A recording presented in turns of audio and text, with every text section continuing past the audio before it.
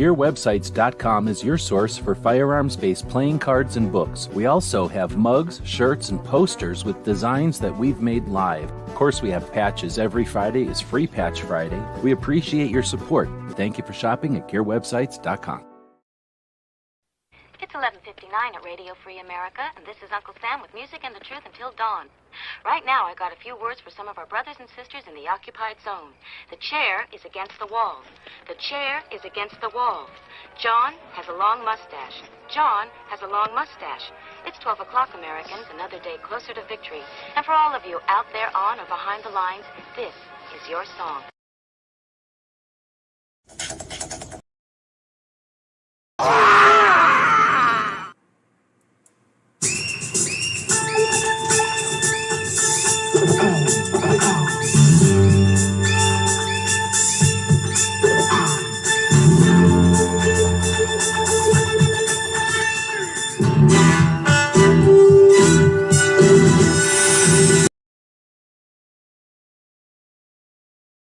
And welcome everybody to our daily gun show.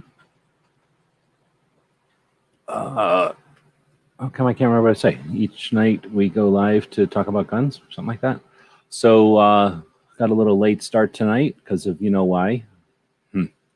So we're starting here with the Thursday show, and if I remember correctly, tonight's episode is going to be what shows up on the screen when I open it. Yep. Every firearms training option available in 2022. So you might think, oh, wow, I'm going to sit back and listen to this and hear what all the different training opportunities are. Nope, not that way. Not this show. In fact, in this show, you're going to be challenged to come up with all the different training opportunities that are available for us in 2022. Let's get started, shall we? So I'll just be sitting back, and y'all can roll up your sleeves, maybe get a pencil behind your ear, get one of them green visors, and let's get started. I guess I can click on, oh, I can't. Ugh. I have to log into my other channel. Hold on. Jump over here, do this quick switcheroo, do this thing over here with the thing, click on that, boom. That's how long it takes. All right, so we'll go into edit there. Oh, I see what Patriot's trying to do. I don't know if Patriot paid attention to the chat the other day, but that Stop the Bleed, anti-gun owner. Not a big fan of that place. But I'm going to put it in here because it is training. So how am I doing this? I guess we're just going to hit enter a bunch of times right here. And we'll just start listing everything right here. Now, this is not unusual for people who are familiar with this show. We go live every night at midnight Eastern. Often, I will take the show that we're in, flip it upside down, cut its belly right open, and then just start putting stuff right inside of there while we're live. It's a little awkward for some people at first, but that's what we do, and that's what I'm doing right now. So Patriot's got some stuff over here, and I refuse to type if I can copy and paste or drag and drop. So that's what I'm getting myself set up to do right now. So here's the deal. Everybody is encouraged to participate. I've already challenged y'all with the question, what is every firearms training option available for us today in 2022? So we're starting out with Patriot's suggestion of Stop the Bleed. And then we're going to Red Cross CPR. Okay, he missed the show. So I went live on Friday, I think, last Friday, because Barbecue had told me about Stop the Bleed being free online. Right off the bat, they make it really clear that it's designed to stop a mass murderer with a specific piece of property that marginalizes a good chunk of the population of this country and other countries. 15 needles. Oh, I know what that means. That's code. On the streets, amongst those miscreants that sew, that's what some of us call needle and thread work. You might not understand what we're talking about, but that's some of the lingo over there. Is Patriot doing all the work tonight? So we got Eddie Eagle. I'm going to put that a little bit lower down the list. And then we got Hunter Safety. And I'm going to keep that in the same portion of the list, but above Eddie Eagle. So anyway, I was talking about the Stop the Bleed thing. I went live and did the Stop the Bleed online thing, and it's super twisted. It makes it sound like the reason you're learning this is because you getting shot is imminent, and it was too much. Couldn't deal with it. And then it was junk. It was really sloppy. It was really amateurish, and I don't want to say dangerous. I was definitely being too picky, I think, but potentially dangerous. Like, it's really bad. I don't like it. It's not well made, and I've been told that in real life stuff, it's more like, I'm guessing it's more the materials, and you emphasize what you want, you ignore what you want from the materials. But the materials are definitely made by somebody who's anti-gun owner and is trying to get that message out there. So I like the concept a lot, but I don't 100% like it. I think it would be better if somebody else did it over. Old school, but you can't do that one. Boy Scouts don't count anymore. Yeah. All right, so again, we're looking for every type of firearms training option available in 2022. We're not going to list every instructor's name, but if an instructor has a realm, is that the right word? Like a facet of shooting, we'll include that. So I think we could easily put in here CCW. I don't know why people didn't already count this one. It's easy. CCW Basic Instruction.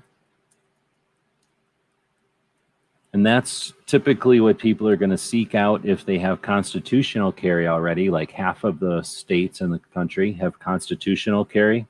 So someone might seek out a concealed carry class in order to learn the laws and the legal aspects and the potentially some, not tactical, but some like practical issues about carrying, learning about holsters, learning about what's proper and what's good idea and good technique and stuff, as far as someone who might be a complete novice to carrying a firearm. But so I'm going to call that CCW Basic Instruction. Travis is saying, I took Stop the Bleed in person with nurses at my previous school, and there were no anti-firearm sentiments communicated. Good. It was very straightforward. Good. Like I say, it's just that they included the terminology, like it had to be in there. Like, they don't say, hey, you're learning this because of earthquakes. They don't say, hey, you're learning this because of car accidents, which is probably the biggest thing anybody's going to see. You're not learning this because of fall injuries, right? Or swing sets or something, or just leave it alone. They have to say, well, I'm not saying, but, murderers who choose a specific implement knowing that the media will make them famous for it. But aside from that, it was okay. It included, it was too basic. I don't know. It was okay. But anyway, that's not really, we're talking about firearms training. Now, first aid training is adjacent to firearms training. Many would say it's more than adjacent, like it's literally a branch of, and I could totally defend that. I'm not going to suggest it isn't. I'm going to go ahead and add a couple of other ones, even though I really shouldn't have to type all this stuff myself. This is an opportunity for y'all to be typing stuff, and then I can just copy and paste, right? But we got some other stuff going on over there. First, you don't want to take Red Cross CPR for sure. You want to take Stop the Bleed. You can take what's called a first responder. I think that's what they call it. And that's just a more thorough first aid.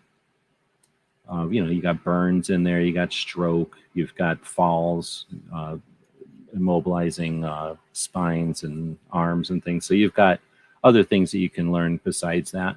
And then we can get into more, I'm going to call it a CCW type of first aid or trauma care, I guess. I don't know. There's probably a better word for that if I thought about it. But there are some that are focused towards taking your basic knowledge and applying it to the scenarios or the circumstances that you might encounter in a real life scenario with a lethal force incident or some other thing with CCW being a innocent victim or what's that called, a casualty or whatever. So there's lots of things that could be just a little bit more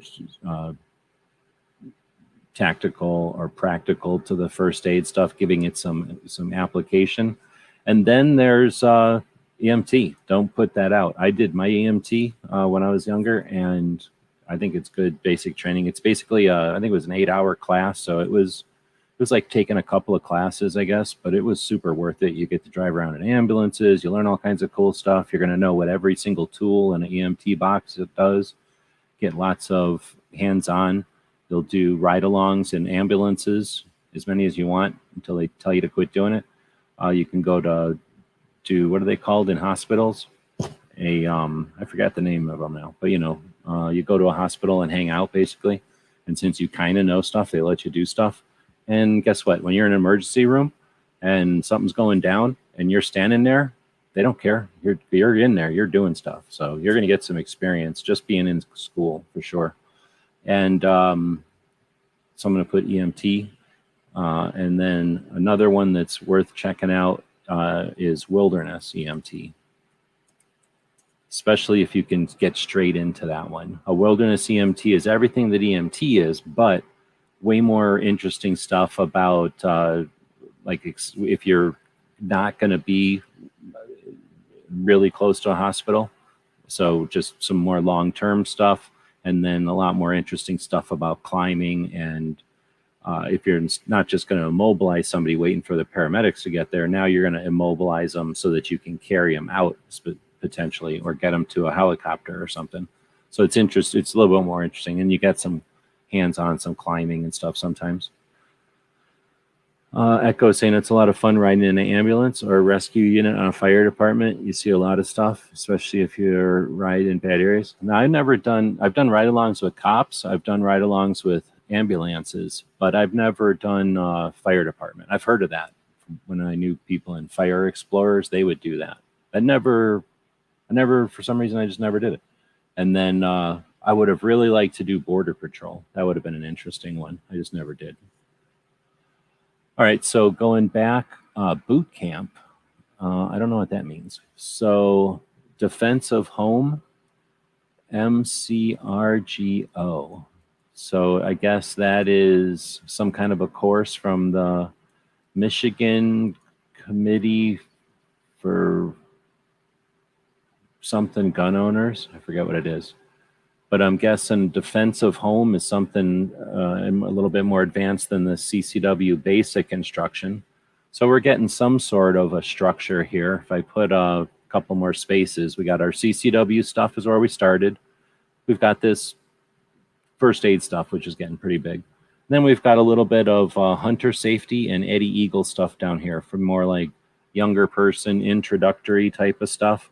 Hunter safety would lend itself right into the beginning of all these different first aid and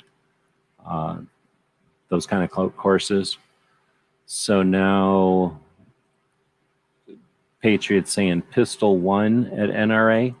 So NRA, I think in general, you've got with NRA, actually there's a whole bunch of stuff. So you've got stuff from NRA that's marksman or home defense or defense, let's say.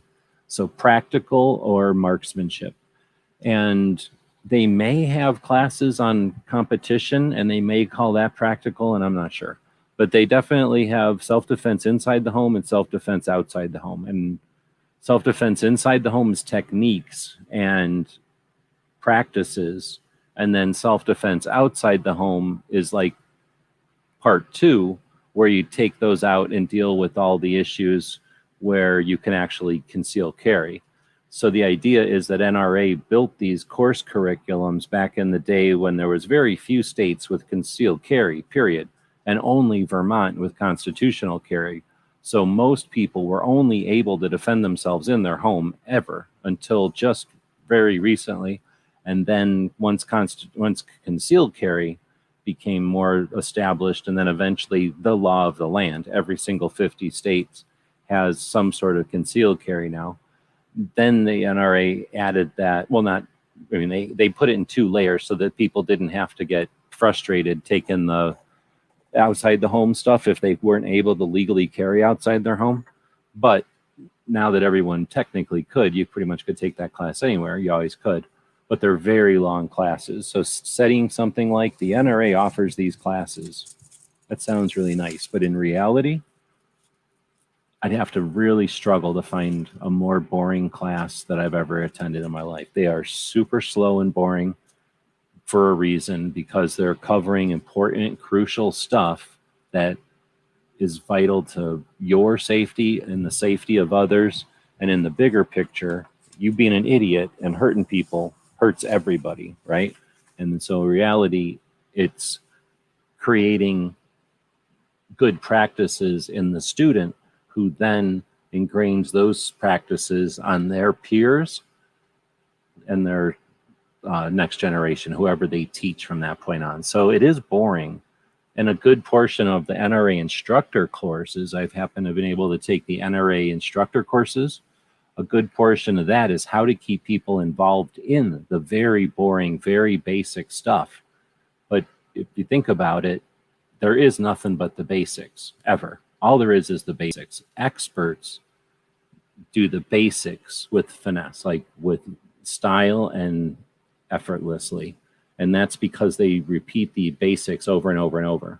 Every once in a while, somebody can do something super fancy occasionally, right? But the people who are serious experts just do the basics all the time, every time, perfectly. And that's pretty much kind of the theory there, is to not overwhelm the student with amount of stuff. It's nothing fancy. Keep them awake and keep them engaged while they're experiencing the very basics, so that they cover the very, everything. They've covered everything. So Smeggy is saying marksmanship training. That gives us another direction to go. So they definitely do have some with the NRA. There's also Appleseed and I can't think of the other one. So I'm just going to throw Appleseed in here right away. Paul Revere, Appleseed and Paul Revere.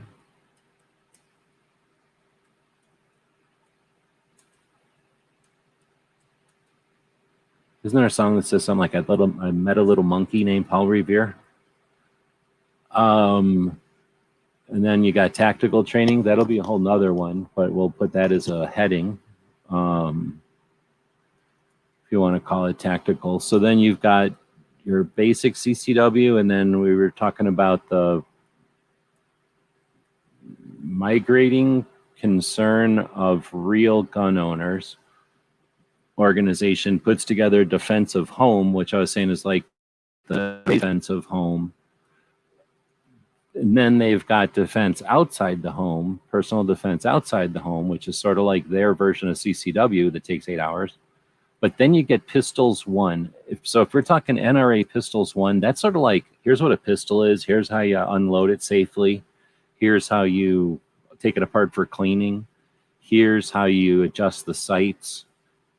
Here's how you can fiddle with whatever buttons and levers it has. I don't know. 9mm have so many buttons and levers. You need a manual. So that's basically just the instructions on how to use these things. Then you get into marksmanship, which is totally different. Now, learning how to safely operate a firearm is one thing, and learning how to interact with other shooters at a range or just in general, understanding the standardized safety protocols and stuff. That's all part of that Pistol 1 and part of your basic introduction to pistol stuff. But being able to shoot the pistol is totally different. And then you get into marksmanship. So typically marksmanship is going to start with something small and little and work its way up, I think. So with pistols, it's a little different because most people don't want to start with a .22 tiny pistol, and they want to start with whatever they own. So typically Pistol 1 is somewhere between. I'm going to call it a hybrid of a defensive pistol or an action pistol or something that isn't worry about everything. Just here's your sight picture, here's your trigger, go. Not points of contact and body articulature and muscle control and breathing. You know, they're pretty much going to say, here's your sights, here's your trigger, go. You know, that's all you need, go.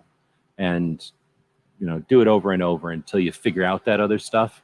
Marksmanship is going to be like, hey, you're a mammal. You're trying to use a machine that was invented a long time ago that a whole bunch of other mammals tried to use. And we care about making that efficient and effective. So we've monitored all different aspects of that. And here's the beginning of that instruction. And then they tell you all this stuff. And when you're done, you know what the manual would have said. So you know what the different adjustments are. And it's just a totally different thing coming into something with marksmanship training versus general pistol training. And it's, again, a level of interest. Somebody who's like, oh, I'm going to buy a gun. And then tomorrow I'm buying a snake. And then the week after that, I'm going to buy a lawnmower. And the week after that, I'm buying one of them inflatable air beds. Like, you know, it's just a thing they're buying. They could care less about any of this, right? So those people, if you're happy, those people, they often shoot 9mm. That's how you can tell them. Those people are going to barely want to pay attention to how to clean the thing, if they even pay attention to that, right? So there's some strategy to some of these some of these options that some people are going to go, oh, that doesn't teach enough, or oh, it's not inclusive enough, or oh, it's not blah blah blah, or blah blah blah, and they're not thinking about the level of lameness that some people bring to this whole thing. Oh, I said all training. Let's see. So then I'm going to take 4H over here and put 4. I guess I don't have to copy and paste 4H. I'll just type 4H over here next to Eddie Eagle because it's for the kids for the most part. But think about 4H, Eddie, well, hunter safety and 4H, maybe scouts. I'm going to put scouts in here anyway. I'm going to put Boy Scouts just because, you know what? Bite me. So putting in Boy Scouts and then those kind of things, guess what? Who's showing up at those 4H, Boy Scout, and hunter safety events? Sometimes the dad, but sometimes guess who else? The mom. So those also are introductions to firearms and the shooting sports and the community and the infrastructure behind the community that go unchampioned. But actually, if I thought about it, most of everybody I know's mom got became aware of guns through scouts. There you go. Family. Oh my goodness. Come on, man. I guess we'll put that in there. So I'm going to put that last, but at some regards, it should be first. So I guess I will put it first. So your first experience with firearms training in 2022 is the dude in your family who mansplains it to you. You're welcome. So mansplaining is and always will be the number one thing. That's where we're going to put it in the front. And nowadays, ladies are allowed to know about guns. So now you can get mom-splained. So now your mom can be like, your Glock isn't clean enough. Oh, you want to eat dessert? Is your Glock clean? Did you empty your Glock magazine? That's a 33-round magazine, young man. That kind of stuff will start getting said. Smeggy says long distance shooting. So we're going to put that under marksmanship because I don't like it. I guess we'll put that down here under rifle. I can't put it under first aid. Come on. I'm going to put it up here next to marksmanship, and I'm going to put another thing called rifle. Here's the deal. You can shoot long distance pistols also. So I'm just saying that. I've wanted to learn long range for a while. Farthest I've done is 300 yards. Well, here's the deal. Anybody can shoot long distance once, but it may be illegal. And it might actually be very illegal, so don't actually do it. But everybody can shoot long distance once. You can all shoot long distance up also. It's just super dangerous. And it's hard to have a target. You can ask an airplane to hold a target, but then they're going to get pissed when you shoot at it. So you can have a bird hold it. Birds are kind of dumb. I think I'm not missing anything. Rifles, pistol. All right. I think he might have said rifle 1. Is that what Patriot was saying here? So I'm going to put pistol one, rifle one. Guess what? Rifle one is very similar. I'm going to call it a hybrid between introduction to the thing you just bought and, I mean, it's definitely not marksmanship training, and it's certainly not any kind of legal training or anything like that. There's something that nobody's talked about in here. At least one thing that nobody has brought up. Now, are you not bringing it up for a reason? I don't know. Is there something going on in the side chat out there that I don't know about, that everybody's saying, oh, be sure not to bring up this thing that I'm talking about, that I'm alluding to? Let's get into the tactical training. Where did I put that? I thought I put that over here. I guess I didn't. So I'm going to go grab Smeggy saying tactical training. I'm going to put that here. And why I keep putting it underneath first aid. So I'm going to put it over here after marksmanship, because this is pretty much the order they came in. If these are truly in the order that they came in, after family, what was the first formal firearms training? Oh, Patriot says legal. That is a good one, but it's not the one I was thinking of, but it is a very good one. So after family, what was the first formalized firearms training that I'm aware of on the planet? And I think other people are also aware of on the planet. I'm going to put legal before first aid. That's how important I think legal training is.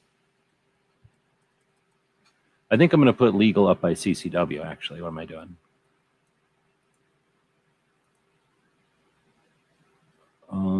Yeah, I'm going to put it up here. I'm going to even put it before the defensive home. Then Patriots got history. That's a good one. I'm going to put that one at the very end because nobody even cares about it. What we're doing right now, barely people care about. But I'm going to say gun history, education. There's a very, very large one that no one's missing. Military. I'm going to put that in there. You had boot camp. I never put boot camp in here because I didn't know what you meant. So if you're saying military, I'm going to put military in. You know what? I'm putting it in. I'm going to put it in here because it'll fit better after tactical, I think. But you're right. So in the military, typically you're going to get boot, or the rest of us just call it basic training. And then you might get more advanced. You might get onto a team. What? Yeah. And you might be one of the things that no one has said yet. And I am not going to just give it away by saying it right now, but the Army also has the thing that none of y'all have come up with. It's as if none of you all even consider this something that needs to be trained. That's the scary part. That's the part that's got me concerned. Do you think that this isn't necessary, that you just know this stuff? Is that what you think? So the first formal firearms training that I'm aware of was the rules of dueling. I don't know if I'm spelling it right because there's more than one way to spell it, I think. But back when people used to shoot at each other with tradition and honor and all that crap, there was rules to that. And that means there was schools for that. And then people did it good and bad. Like there was good dueling and bad dueling, kind of like sword fighting. So from what I understand, from listening to instructors who know what's going on, dueling was the first formal firearms instruction. Then probably came military, but I'm going to put family, then dueling, and then military. I'll put it like that. That's a good one. And then we'll say CCW, although it's probably hunter safety after that, but I'm leaving hunter safety at the bottom. There's another giant big one that has to fit in here somewhere. I'm going to put it here after tactical. Smeggy saying his CCW was very legal based. Patriot is saying, what about in school? Well, that's what Eddie Eagle is in this list, at least. Eddie Eagle represents the introduction to firearms in a social setting or in a civic or state function, right? School or church or something like that, scouts. That's pretty much what that eagle is for, and why we have so few firearms deaths, or an influence to why we have so few firearms accidents, I guess. So under tactical, though, from what I understand, we had, I'm going to try to get to tactical. We had people educating themselves, and then eventually these rules for dueling. And then the military in our country started writing stuff down for these new firearms that were out there. Dueling started when only a few people owned firearms, right? When only rich people could own them. So there was only a couple. So it's not like everybody had guns back then. Then guns became easy to make because of interchangeable parts and that kind of thing. Well, I guess not. Actually, guns just became easy to make because people bought them. But anyway, once you get into the military having them, now you need manual of arms. Now you need basic set of instruction that everyone learns in order to operate the thing in unison or in coordination or in whatever the timing is for the strategy or the tactic that they're going to be participating in, right? So you're going to teach them how to stuff the thing. You're going to teach them how to prime and shoot the thing. You're going to tell them how to deal with problems so that they don't screw up everybody by misfiring. And you're also going to have to then teach, think about all the people they have to teach in the intermediate things, right? There we go. So Patriot put armor school, and then Smeggy says gunsmithing. I guess you just figured all these guns are like little transformers. Whenever they break, they would just fold up back into the working order like a little robot. So armor school is kind of like gunsmiths that can't read. And then gunsmithing is for engineers that like to focus on guns. Artisans and craftsmen and engineers and metallurgists and blacksmiths come together and become gunsmiths. And then they give a screwdriver to everybody in the armor school. So there's those kind of trainings. And then we've got, so we have the military training starts up. Everybody learns how to fire guns and stuff. And then guns start showing up in people's homes. Like now I got a gun. So either I went to Civil War and they told me to keep my gun, or I kept my gun, or the Civil War happened and I went out and grabbed a gun out of the field in the front yard where the Civil War happened. People got these guns. Also, the iron pipeline. People in Indiana, even during the Civil War, would supply guns to any criminal organization that requested them.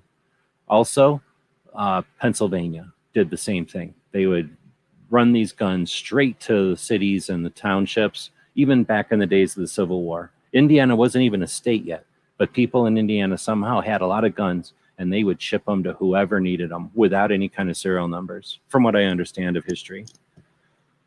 So then people started to have their own guns because of, you know, hunting and defending their houses and stuff. And then you get people, at some point going through the Civil War, not shooting good enough. And then the government saying, you know what, let's create the militia acts and let's take these military manuals and create instruction on how to be better, not just how to use the gun and be safe with the gun, but like literally how to shoot the gun better. And that's when you get the three people that created the NRA write a book that talks about how to shoot a gun good. And it's a rifle, and it's a black powder rifle. And time starts to go on. Now you have the first military, or the first actual training, NRA training, the first actual training. It's only history, but a lot of people want to ignore that because their three-letter organization has better memes. So then you get your military training. Guess what happens when somebody's in the military and then they retire or go home? They don't forget everything they learned. So now they go home and they've got their military training, so they apply it at home and they teach their kids and whatever. And everybody starts to use military tactics, training, manual of arms, etc. Guns were made out of wood with a giant long barrel because there was no rifling, and you'd be sticking and sticking and sticking it. Think of how tired your muscles are. You're sticking and jabbing it and yanking on it and poking on it and up and down and this and that. And now you're going to put this thing back up to your shoulder. Do you want your chest to go and have your elbows on your chest because you just got done pumping the shit out of everything trying to get your gun loaded? Or do you want your arms out like, excuse the sorry gizzard, like a chicken wing? So think about the time and the type of gun they were shooting when chicken winging became a thing. And the person shooting at you would love to be able to shoot your arm off, but they'd be also love to just shoot you. So back in the day, when they went to shoot at you, they didn't have to worry about if you got your chicken wing out or not. So then you move on and you move on and you move on. You don't need the chicken wing no more, unless you're out of shape or something, or you're fat. So, you know, you don't need to be chicken winging because of the way the gun works. You don't need to be chicken winging because now they can shoot your elbow off. You don't need to be chicken winging because now they might be walking around a corner, and if you're over there chicken winging, you're giving them a target indicator. So we have tactics that change, and people, I'm illustrating there that what people take home from their military training and then get taught by their grandpa, they're not necessarily thinking about where grandpa got taught and why, and he might have got it taught from his grandpa. And it's one of those things. I don't know if you ever heard the thing about slicing the ham in the oven or something. There's some interesting thing about grandma used to slice the ham and why. So then we get, at some point, time goes on and they create fear about guns, and they start to limit who can carry guns. And now all of a sudden what was normal, gun ownership and carrying them, became abnormal and shunned and marginalized by society due to outside pressures, probably communism.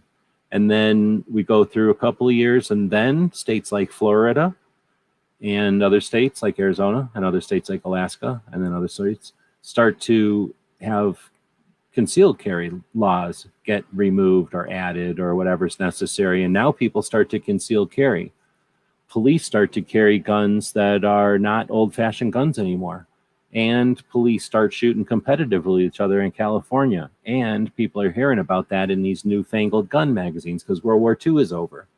So now all of a sudden, there's national level awareness of what everybody else is doing.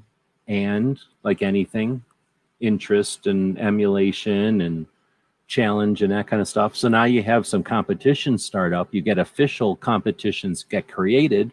IDPA, the first of IPSC, the first of all the shooting sports, I guess, after the cowboy sports in California. And then now you got people like dude in here in California, in Arizona. Why can't I think of Gun Sights guy again? I can always miss his name now. It's not Smith. It is.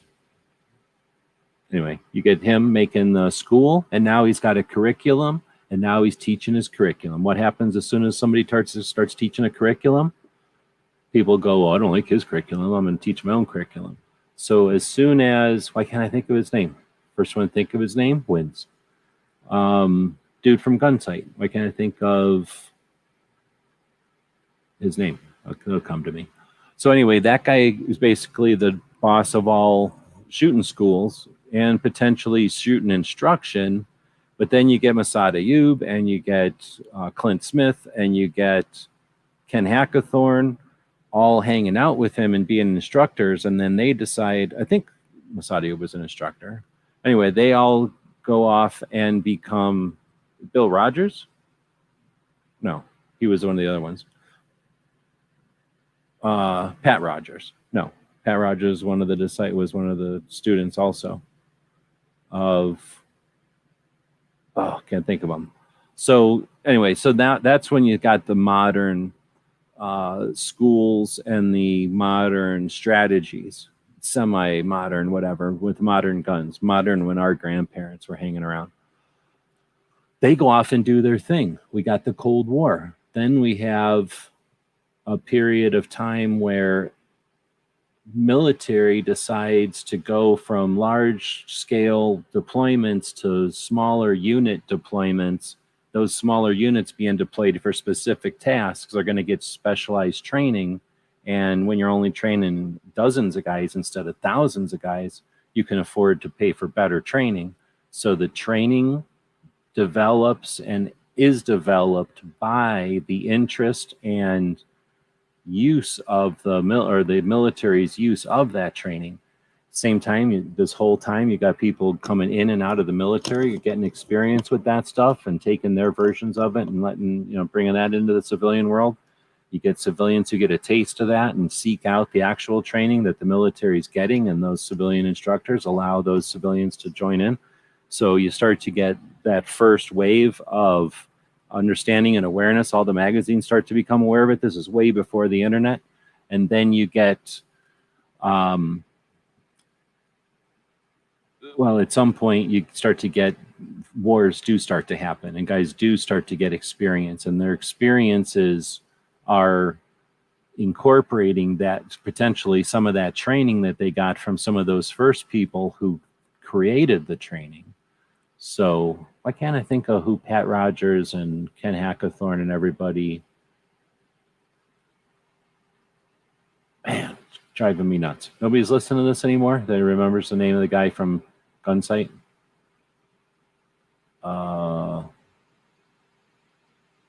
Driving me nuts. Anyway, so they're all going off and creating experience in different theaters and different campaigns out there, doing these small unit military tactics in operation from this experience from people who were in Nam and Korea, and trying to use their experience to teach civilians and military units that they don't anticipate seeing the same theaters that they had in Vietnam and Korea.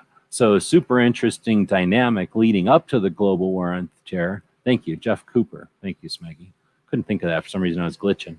So going into the 20-year global war on terror that's effectively over now, after the withdrawal from Afghanistan last year, you've got 20 years worth of guys going over there with training inspired and created by what I just described, barely influenced by guys that had done some hands-on during the 90s, but barely influenced because the internet wasn't around yet. Now you add the internet, you add the global war on terror, people cycling in and out of that system or situation. As someone comes out of that situation and desperately wants to let the guys going into that meat grinder know what's happening, you get the creation of instructors. And those instructors are teaching dudes that are doing raids nightly. So they're going from operations nightly to retired.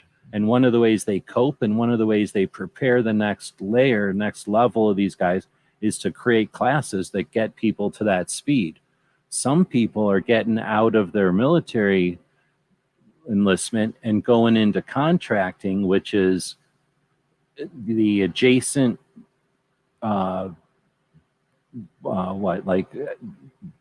operations to the military operations that are happening. If there's something happening overseas and there's contractors or civilians or stuff, sometimes the military provides some kind of assistance to them, but often they're up to their own devices. So they hire ex-military people who understand the regions and the cultures, and they understand the dangers and threat levels and what's available and what their roles of engagements are, and are capable and fit to deal with that roles of engagement.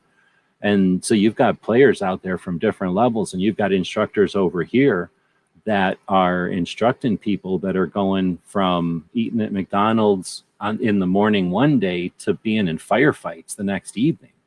So, and then, 6 months of that, raids every night, coming home and going to the IHOP 48 hours later. So PTS as aside, that's just a massive amount of experience and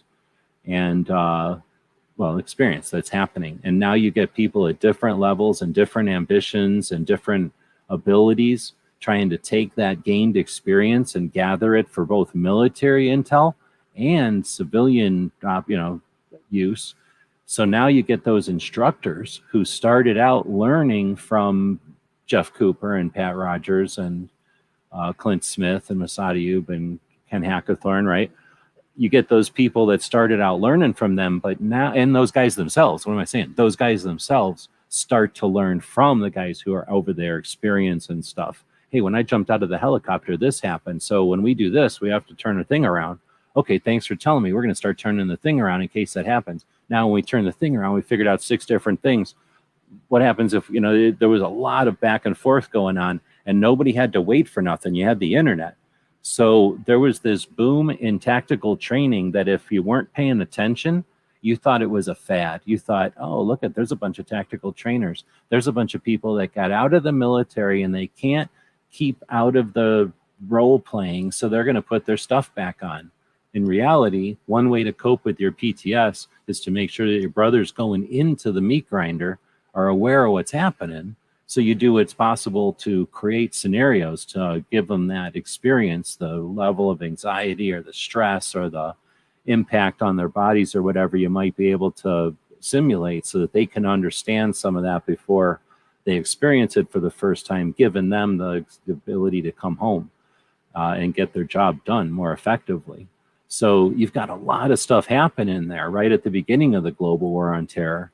And then, of course, during this time, you're still going to have weirdos, the spin outs or whatever, the people that couldn't quite get through. But when everybody's worried about what's really happening, the people that fall offside and are interested in capitalizing on what they've got left in their hands, who knows what they're going to say. And there's not too many people that are going to go around saying, stop, stop, stop, you're not valid, that have any credentials. So you're definitely going to get some weirdos doing some weird stuff. And it's possible that some of the people that rage are paying attention to the outliers.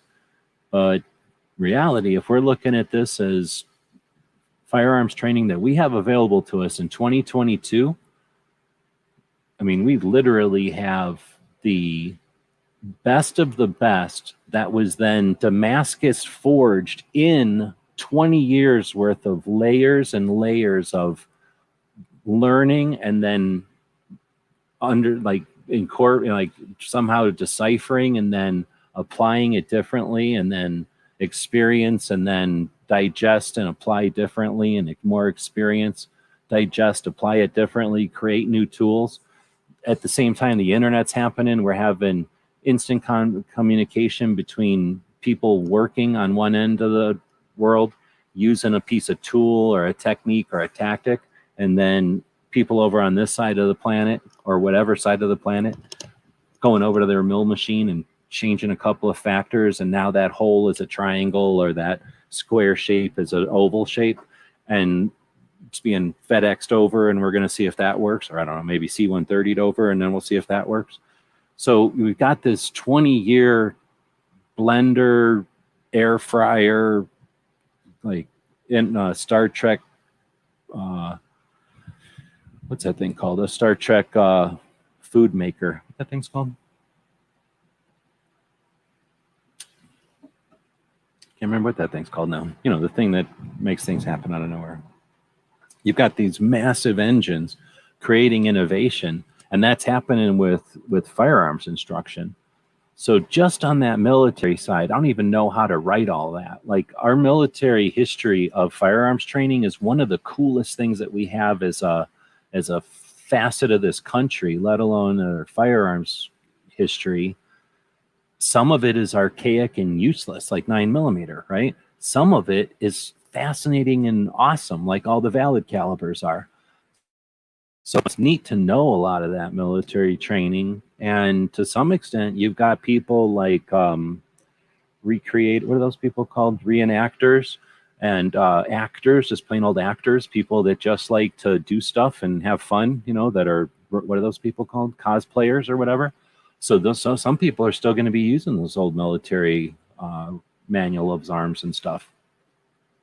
Let's see. So a replicator, thank you. That's what I was thinking of. So we've got a lot of stuff happening with the military training, and it's ultimately fascinating. We're able to see most of it. We're able to experience a lot of it with videos and with people doing reports and reviews. The alumni of different instructors will offer after-action reports. There's literally forums and large communities online. There's live chats. The one called Primary and Secondary is a massive effort with a lot of people who for years been paying attention to the development and the backs and forth and the expansion of firearms instruction.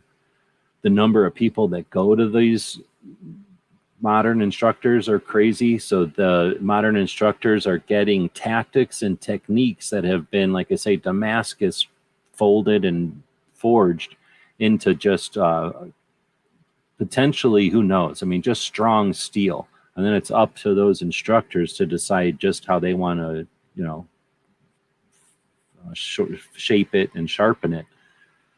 So you've got a lot of potential on the tactical side, and I don't even know how to get into there. I know a lot of people have their own perceptions of what they think tactical training is, and that's a shame, because it's one of our coolest things that we've got going on, and so many people pay it no attention because of their assumptions. And then I don't know, the people that are enjoying it, they're enjoying it, so they don't have a need to try to justify it. And what happens is it's kind of an untapped resource we've got out there,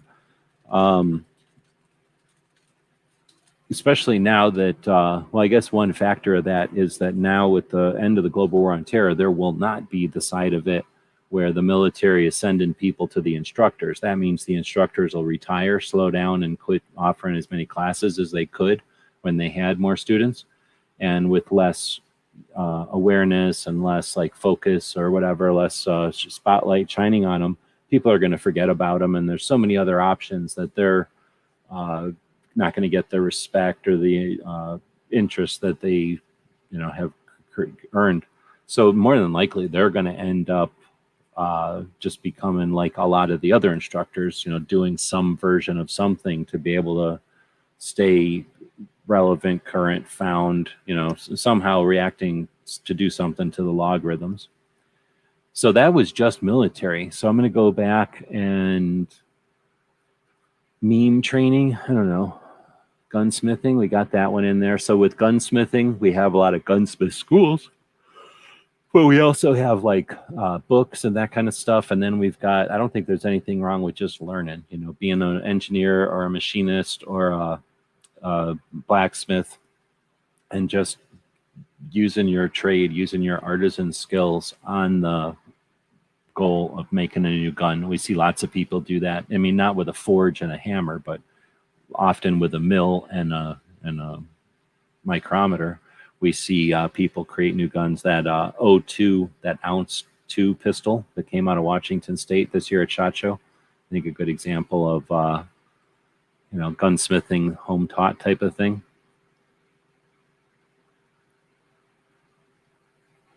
Smeggy claims to have taught gunsmithing earlier. Trick shots, didn't annually teach. I think she taught a lot of women. Let's see. Then we get hearing you talk about it changed my mind about tactical. I used to think it was just role playing. Yep. Oh yeah. Because I don't know. Some people are sad because they can't or they won't, and then so everybody over there must be jerks, and other people are just not paying attention. But most of it, well, not most of it. It's all interesting. I should say most of it's interesting, but some of it is authentic as hell. Now, there's definitely some goofy stuff out there. Like I said, there's definitely some extremes. But anyway, so that was tactical. About an hour into this, and we've got a good list here, but I don't see anybody putting anything else out here for directions. CMP. Oh, that's a good one. So Patriot said CMP. I'm going to put that with Appleseed and Paul Revere, except I'm going to put it at the front. So under marksmanship, we got the CMP, which is sort of created in the Militia Act of 1903.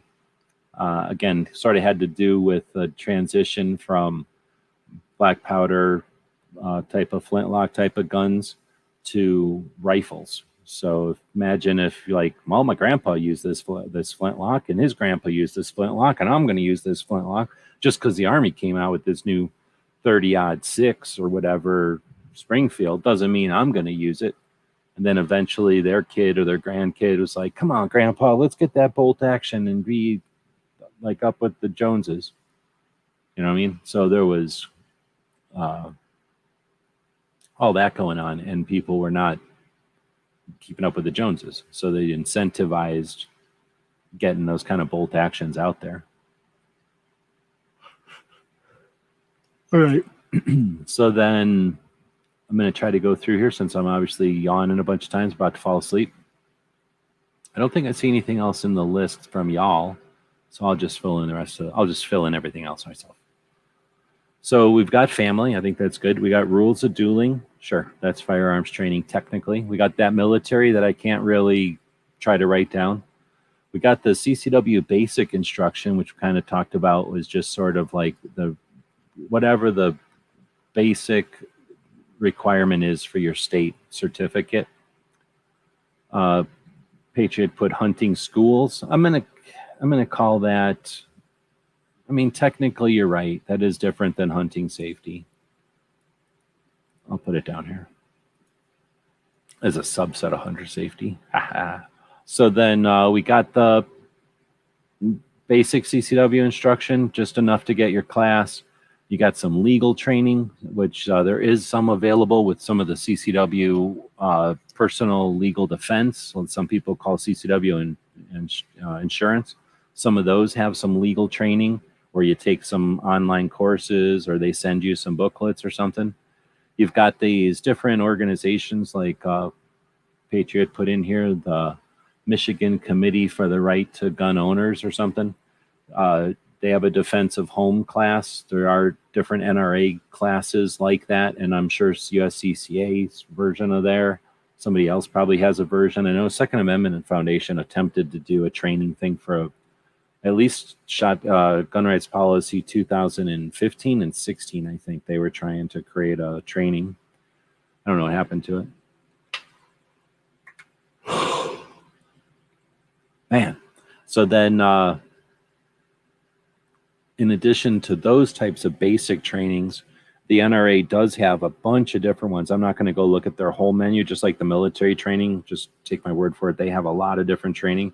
They have reloading training. They have gunsmith training. Like, they have a lot of different training. Most of it is very basic and very general, but it is training, and it is an established curriculum that's typically used as a credential for most places. So in addition to those basic type of things, what we don't have in here is your more advanced CCW. So some schools are going to have advanced classes, and that can be in any direction.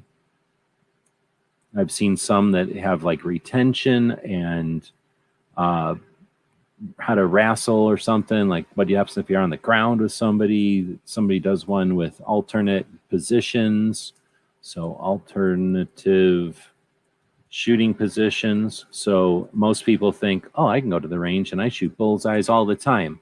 Next time you go to the range, have your friend come over and smack you with one of the range chairs. And then as you're coming back into consciousness, try to shoot that target from the ground, right? And if you're scared to have them hit you with a chair or whatever, just drop to your knees and then fall backwards and then draw and shoot. We think you're never going to have to shoot from being on your back in a supine position. So having an alternative shooting position is a good idea. Movement is not an advanced thing, but it's something that if you go to a class and they start walking around and shooting at the same time, realize that they're attempting to put too much basic stuff on you at the same time, for most people's opinion. If it's some sort of like, we got to teach you this before you move to Mars because you're never going to learn it again, it might be different. But if you've got time, you don't need to learn everything in one class. And then legal. There's a lot more you can learn with legal. And the last one for advanced CCW is scenario. You know why you don't see anything about scenario classes? Because they humble people. When you go to a scenario class, you lose over and over and over again. So no one who's trying to be an influencer wants to take a bunch of video of them losing and then post that. It's not good for the ego, but it's amazing for the awareness. Anyway, so there's scenario training, force on force. Some people call it force on force. And those are available for anybody who wants to take them. A typical instructor will suggest that you or require that you take a standard something first so that you have some basic understanding of the operation of firearms and are familiar enough to be able to deal with drawing and shooting. These classes will be, the force on force and scenario will be with some kind of a simunition, a simulated bullet, not an actual bullet. The other classes, though, moving and alternative shooting positions, are quite potentially dangerous. You do need to be paying attention because you are shooting a real gun in different positions and stuff. So those kind of things aren't necessary, just like taking a defensive driving class isn't necessary. If you're able to and you're interested in taking a defensive driving class, knowing what your vehicle can do, knowing what a vehicle can do, knowing what it's like to see accidents that are engineered and situations that are very costly to replicate and happen so quickly, having the ability to hold onto a steering wheel and be deliberate is similar to taking one of these classes and having the awareness to be deliberate if it ever happens in real life. In some cases, it could be deemed a waste of time and delusion, or even, somehow practicing or something. In those cases, what are you going to do? So people that are going to try to look for a way to marginalize you are going to. Someone in here has not yet put in here Second Amendment advocacy, because I guess nobody's all that 2A. But I'm just not thinking at the top of my brain right now. But there are challenges to that accusation. And through Second Amendment advocacy, awareness, practice, being an advocate, you're able to defend your choices to become aware ahead of time of a potential bad situation. That being said, then we get down. So I just wanted to add that section on advanced CCW there, and there's probably a lot more I could add there. You've got pistols and rifles, which again are sort of like what you would do over the counter at the gun shop as you're buying a gun, like nothing super fancy. Smeggy says his work sent him to defense driving training, and it was fun whipping a rental car around cones and stuff. Yeah, exactly. Just makes you a better driver, really. So in addition to getting that basic introduction, orientation, and that kind of thing to rifles or pistols, I guess technically shotguns, you're then going to see marksmanship training. You've got CMP, which is the Civilian Marksmanship Program. As I alluded to, was created by the national government in order to incentivize learning and being proficient with firearms. Then you got Appleseed and Paul Revere, which took what CMP had initiated and took it even farther to teach citizenship and some other aspects of being a good person in the country to youngins. So under rifle, we got long distance shooting. There would also, I guess you could have put the hunting school here under long distance. But in addition, let me try to think what other kind of rifle classes are there. Well, you've got fighting rifle, which is the equivalent of using a rifle like you would in a battlefield. Fighting rifle. So transitioning between rifle and pistol, transitioning between immediate close-up shots with a rifle and further shots, just dealing with a rifle in close quarters. Anybody can own a rifle and anybody can put a sling on a rifle. Nobody hangs around with a rifle. Like nobody just puts a rifle on and hangs out with it for days and days and days. Some people have. You can tell the people who have because they're looking at you. The rest of you have never put on a rifle for a few days and just had it on for a few days. You become intimate with it. There's places on you that are going to be intimate with that thing. And you're going to learn things about slings that people who've never done it before are going to adamantly believe slings are good for or appropriate for and stuff like that. So, that's I guess I was tangent on a fighting rifle. Then you've got, I'm going to quit saying fighting. I think the hunting could easily go in there too. Under tactical training, we've got the handgun and the rifle, there's also team tactics. So you're often not by yourself when you're doing something for real, like you're getting paid. And so learning how to work with other people is a skill set. And if you've never been paid to work with other people, you've never worked with other people. You've watched other people work with other people, but guess what? People who work together don't say everything. They don't broadcast their stuff. So what they're doing, which seems like coordinated whatever, is just as difficult as any ballerina or team of ballerinas or any of them people in Vegas that swing around on those ropes, or any magicians. You know what I'm saying? Like, that's all practice. So if you want to experience some of that, you've got those kind of potentials. If you're going to be doing that as an occupation, that gives you some potential there. Trying to think of what other kind of things. You've got tactical medical. So going beyond like, ow, I hurt my finger or whatever. Like, you've got real medical where you're fighting. So we got tactical medical. I was listening to a podcast today, in fact, where somebody was talking about doing a combat IV, giving a IV to somebody, saving their life while in the firefight, still in the firefight, smashing an IV into somebody. Pretty interesting. So trying to think of what else is over there. Well, one of the things that I don't want to put here, I'm going to jump back up and put it under CCW, even though it doesn't go into advanced. I'm going to put it over here somewhere. No one's mentioned this one. Does anyone want to say what I'm mentioning? Anybody want to put it in here? Yeah, we've got a whole section for medical. See, Crump is jumping in. Thanks for joining in. So the next section is going to be less than lethal. So there are, hands on type of thing. The weapon that is almost twice as deadly in the United States as a rifle, hands and feet. So, fighting with somebody. And that's important because you don't need to know how to necessarily win every fight. But if you can understand what they're trying to do to you, then you can at least not lose the fight. You know what I'm saying? If you know the game and you've been wrestled on before, you know how to get out of there. You're not playing by some rules, so you can get out of there easier than the first time some dude grabs you and starts doing things to you. Let's see. So you got less than lethal. Then you got these things called tasers.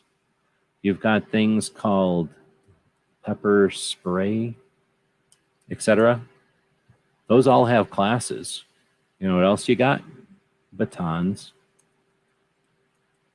There's probably other things. So you got those kind of classes. And I just threw all martial arts under less than lethal because you're not taking instruction if you're already lethal. Let's see. So there was that stuff. I didn't want to put that in under tactical because that would be too much like a ninja stuff. So let's see. What else do we got? Oh, you know what? Under rifle and long distance, we are going to... I'll keep going. There's definitely a lot to long distance, and I'm not going to get too much into it. So we get into gunsmithing and armorers classes, but then you also have, nobody mentioned, like painting, coding. Some of those have schools that you actually have to go to. Some of them you learn from the guy before you, kind of like what people paint motorcycles or surfboards or something. Okay, then we get into the first responder stuff again. We got all that first aid stuff in there. So what else are we missing? Blunt objects, maintenance. Maintenance is armorers. Armorers are, if you don't want to learn how to be a gunsmith, then you're cleaning everybody's gun. That's basically the bad side of being an armorer. Let's see, I'm trying to think. There is... This is everything, every firearms training option available to you in 2022. So we've got our families. We've got the old-fashioned rules of dueling. We've got military summed up by basic, advanced, and being on the shooting team. I know obviously there's a lot to that. We've got CCW Basic, we've got legal instruction, and then we've got the various organizations version of like self-defense in the home.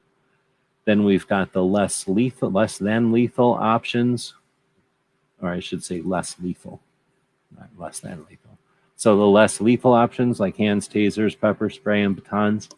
We've got the advanced CCW, like alternative shooting positions, movements, more advanced legal stuff, scenarios, force on force.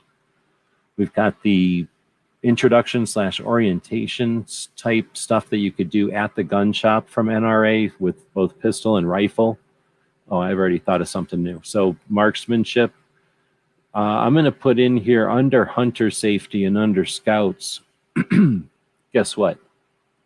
Competition shooting, sports shooting. You don't think that the people who shoot in the Olympics don't get trained, don't go to courses? Come on, man. So sports shooting. Oh, we out 2-8 Smeggy for the evening. So that happened. Actually, we out 2-8 almost everybody tonight. So now we added sports shooting to it. You've got your 4-H and you've got your some of these other things, you know, potentially CMP is sort of sports shooting. But I'm thinking more your Olympics and your competition, your shooting sports, so your competition sports. Because you can definitely go get a class on how to shoot something better or something else better and that kind of thing. Now, can you take a class on reloading? Yes, and nobody said anything about that, but I'm adding it. You can definitely take classes on reloading. All right, so now we've got the classes. Oh, you know what? We did have hunter safety, but then Patriot did mention hunting school, so you can go out and get a guide to teach you how to hunt better. Or you could go to someplace and learn how to hunt ethically. You can learn how to be a hunting guide. I'm not going to put that in here. Oh, we are missing something fundamental still. Fundamental. None of this could even take place without this. That's right. Learning how to be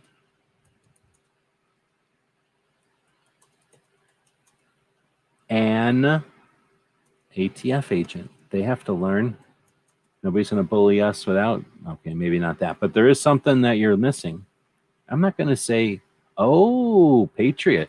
Nice. Not the one I'm thinking of, but I like it. So I'm going to put that under, I'm putting that under marksmanship training because it kind of fits there. I'm going to put it with NRA pistol and rifle.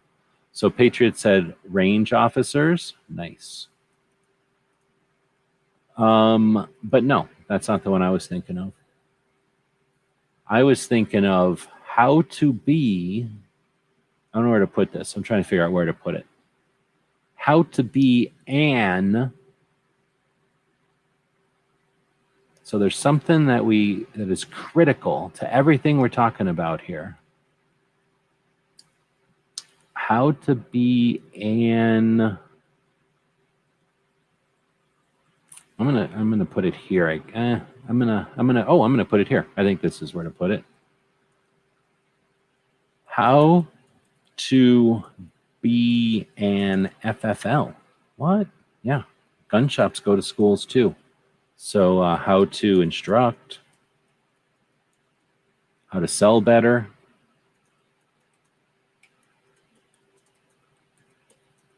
how to deal with the regulatory agencies. And I'll tell you what, when a shop does put effort into learning some of this stuff on how to be a better small business, how to be a better instructor, how to work with organizations and stuff, they typically are better shops. They are more successful. There's also just the, how to be an FFL kind of thing that's out there, how to be a home FFL, how to be a collector, that kind of thing. Not a big one, but it's something that needs to be in there. Well, let's see how many characters we're at. We're only at 1,539 out of 5,000 characters. So am I disappointed? I don't know, a little bit. We've filled an hour and we've talked about CNR. Yeah, thanks. That's what I was thinking. So I'm going to put that in here because why not? We're already listing it. And y'all need a little bit extra. How to deal with an FFL, how to CNR. Let's see. What else could we be missing? Is there schools on how to do leather? Is there schools on how to gunsmith? We got that in there. There's probably schools on how to leather. So I'm going to put, oh, you know what there is though? I'm going to put it under gunsmithing. How to, what are we missing? It's a little one. It's a weird one. Some people are going to get it. Not everybody. How to value firearms. How to appraise. I think that's a real gig. I think that's a real gig.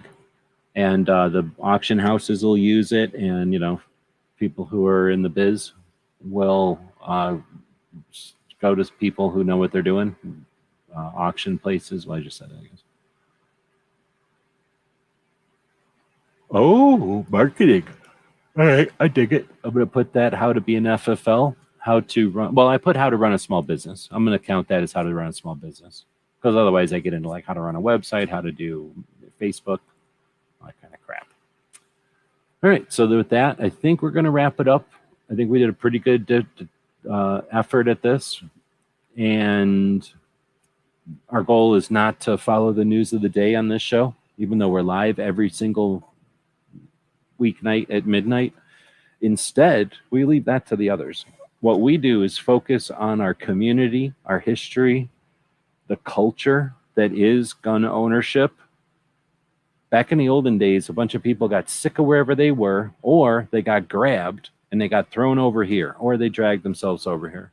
Now everybody's standing here looking at each other. And then England says, blah, blah, blah. And we're getting sick of that. So what we're doing is putting our guns together and making a better gun than what England has.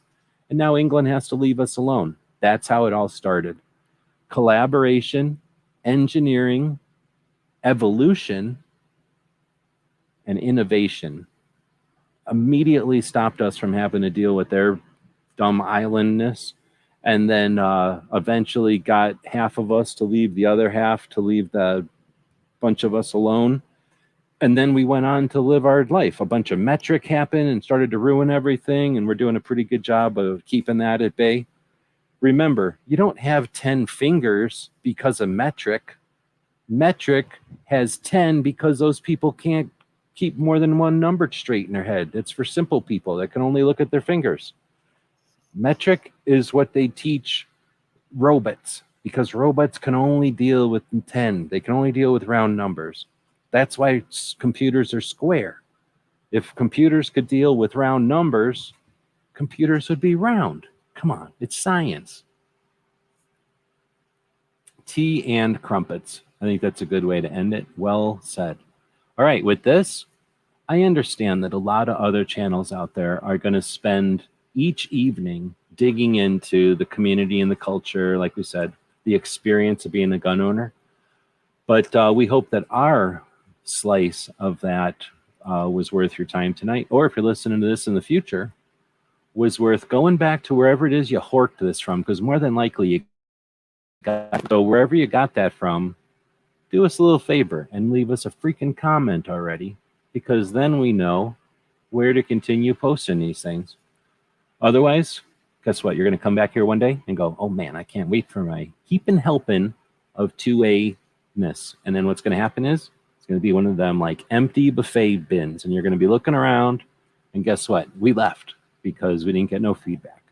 So all you got to do is leave us some feedback. Or if you want to go the extra mile, literally go over to Patreon, take $20, give us 5 of that $20, take the rest of that 15 and start going around like if you are Mr. Moneybags or Mrs. Moneybags, depending on your situation, and drop $2 here, $3 here, $5 here, right? I don't even care how you distribute it. Go be a capitalist. Take that $20, if you can afford to do so, don't hurt yourself, and then give it to a bunch of different people and see what they build with that $20. See what happens when you're the venture capitalist in the creation of 2A content. And after a little while, if you've done that for repetitively for a few months and you're not satisfied with what you got there, let us know and give us some feedback. We'd be interested to hear if you think that what you've invested in was not worth whatever it was we invested. I suspect what you're going to find is that you're going to give people motivation, and that motivation gives them inspiration, and then they build, they create. Hopefully that gets seen and experienced by more, and what you value is spread and given more reach due to capitalism and effort. So thanks to those 148 people, we did lose somebody this month. Thanks to the 148 people that subscribe to what we do, most of them giving us a cup of coffee or maybe even lunch each week, or not week, that'd be awesome, each month. And when 148 people buy you a cup of coffee or lunch, you're able to spend your time on Second Amendment stuff like this, literally every day. So thanks for that. And until next time, thank you for watching and listening. Thanks, Echo. Hopefully you're done packing over on that side. Safe and quick travels whenever you do get everything on the road. Until next time.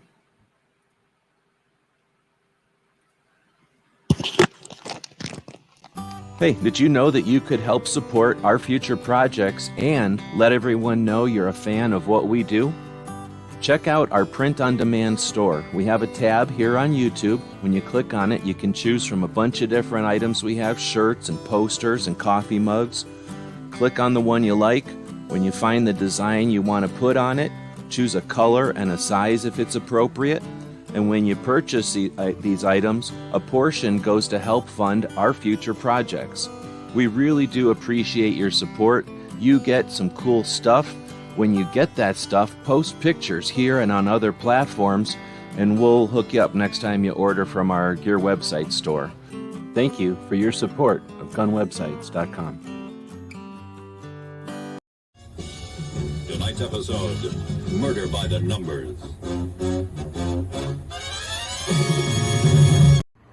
The guys and gals at gunwebsites.com encourage you to take a CCW class every year, practice once a month, and carry every day. Thank you for watching gunwebsites.com.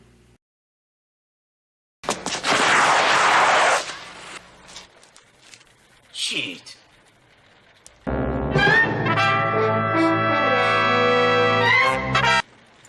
Ninja!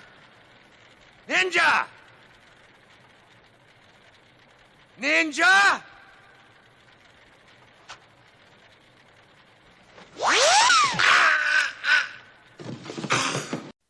It's 11:59 at Radio Free America.